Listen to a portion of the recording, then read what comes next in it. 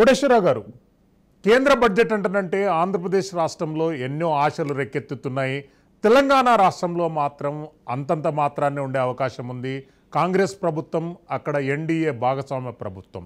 ఎలాంటి ప్రిడిక్షన్స్ తెలుగు రాష్ట్రాలలో ఉండబోతున్నాయి? తెలుగు రాష్ట్రాలకు వచ్చేసరికి తెలంగాణ కాంగ్రెస్ పాలిత రాష్ట్రం, ఆంధ్రప్రదేశ్ కొత్తగా ఎన్డీఏలో చేరినటువంటి తెలుగుదేశం ప్రధాన పాత్ర వహించేటువంటి రాష్ట్రం. ఆంధ్రప్రదేశ్కి అవసరమైనటువంటి ఆర్థిక సాయం గురించి లేదా అక్కడ ఉన్నటువంటి అప్పులు వాటన్నిటిని గురించి ఎన్నికలకు ముందు పెద్ద ఎత్తున ప్రచారం చేసింది. ప్రచారం చేయటమే కాదు, నరేంద్ర మోడీ గారితో లేదా కేంద్ర మంత్రులతో మేము ఎన్నికలకు ముందే అవగాహన, రాజకీయ అవగాహనతో పాటు ఆర్థిక అంశాలకు సంబంధించి కూడా మేము అనేక విషయాలు మాట్లాడుకున్నాము. మాకు పెద్ద ఎత్తున ప్రామిస్ చేశారు. అమరావతి, పోలవరం, మొత్తం రాష్ట్రంలో ఉన్నటువంటి అన్ని ప్రాజెక్టులకి పెద్ద ఎత్తున సాయం చేయడానికి వాళ్ళు అంగీకరించారు అని చెప్పేసి ప్రచారం చేశారు. కానీ ఇప్పుడు జరుగుతున్నటువంటి పరిణామం ఏమిటి? నిజంగా అటువంటి భారీ మొత్తంలో సాయం చేస్తామని వాగ్దానం చేసి ఉంటే, అది రియలైజ్ అయ్యి ఉంటే, ఒకవైపు కేంద్ర ప్రభుత్వం బడ్జెట్ ప్రవేశపెట్టడానికి మన పుల్లారావు గారు చెప్పినట్టు ఎప్పుడు 15 రోజుల క్రితం ముందుగానే నిర్ణయం అయిపోతాయి కేటాయింపులన్నీ. ఏదన్నా మైనర్ చేంజెస్ అట్లాంటివి ఉంటే చివరిలో ఏమన్నా చేస్తే చేస్తారు. అది కూడా ఉండదు నేను అనుకుంటాను, ఎందుకంటే బడ్జెట్ పత్రాలన్నీ కూడా ముందే ప్రింట్ అయిపోతాయి కనుక.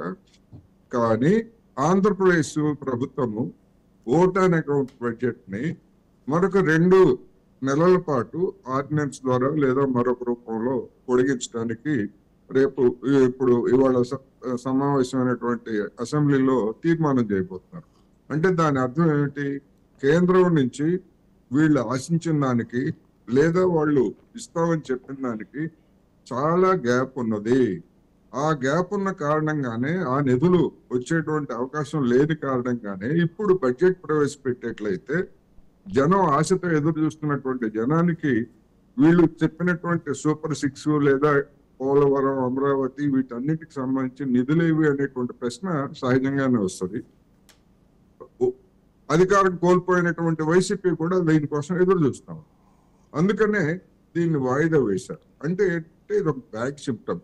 వీళ్ళు కోరుకున్న విధంగా ఏం వచ్చేటువంటిది ఏమీ లేదనేటువంటిది నా అభిప్రాయం.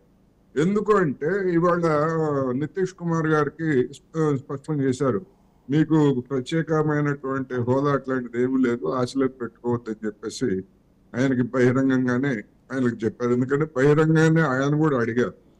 చంద్రబాబు నాయుడు గారు చాణక్యం కనుక లేదా పెట్టుబడిదారి కన్నింగ్ పర్సన్ కనుక ఆ జాగ్రత్త పడి బహిరంగంగాను అడగలేదు, బహిరంగంగా ఇస్తామని వాళ్ళు కూడా చెప్పినటువంటి పరిస్థితి వాళ్ళు వచ్చింది.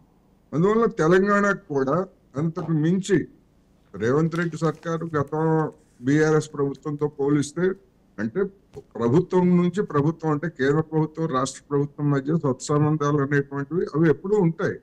సాంకేతిక పరంగా పార్టీల మధ్య ఉండేటువంటి సంబంధాలు వేరు, ప్రభుత్వాల మధ్య ఉండే సంబంధాలు వేరు.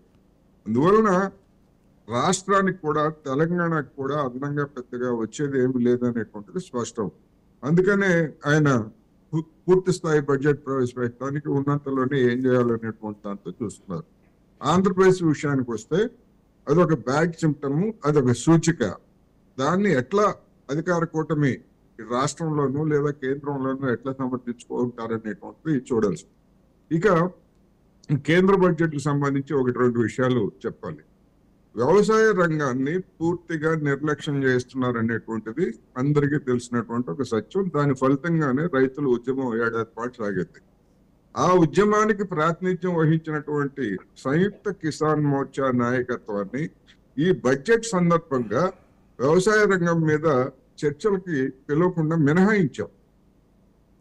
అంటే ఈ ప్రభుత్వం ఏ విధంగా వ్యవహరిస్తున్నదో, ఒక పెద్ద ప్రధానమైనటువంటి ఉద్యమానికి నాయకత్వం వహించినటువంటి నాయకులతో మాట్లాడటానికి వాళ్ళకి సిద్ధంగా లేదు.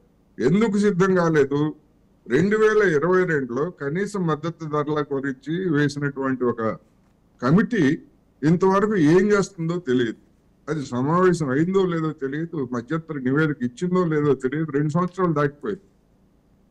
అటువంటి దాన్ని ప్రశ్నించేట్లయితే ఇబ్బందుల్లో పడతారనేటువంటి ఉద్దేశంతో తప్పించుకు తిరుగుతాం.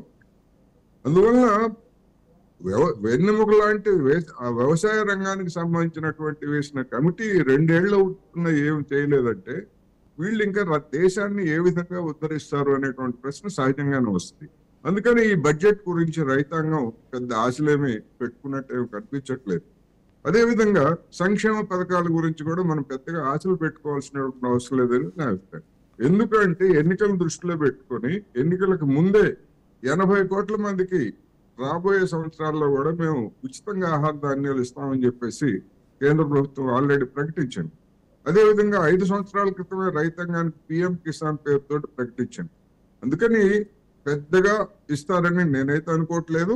కార్పొరేట్ శక్తులకే పెద్దపీట వేసేటువంటి అవకాశం ఉన్నది. సత్యం గారు చెప్పినట్టు ఇప్పటికే అనేక పన్నులు రాయితీలు ఇచ్చారు. అదే విధంగా కార్పొరేట్ పన్ను కూడా ఏ మేరకు తగ్గించారు, 15% తగ్గించి ఇవన్నీ చేశారు. అందువలన సామాన్య జనానికి పెద్దగా ఒరిగేదేమీ ఉండదు అనేది ఈ సందర్భంగా నేను చెప్తాను.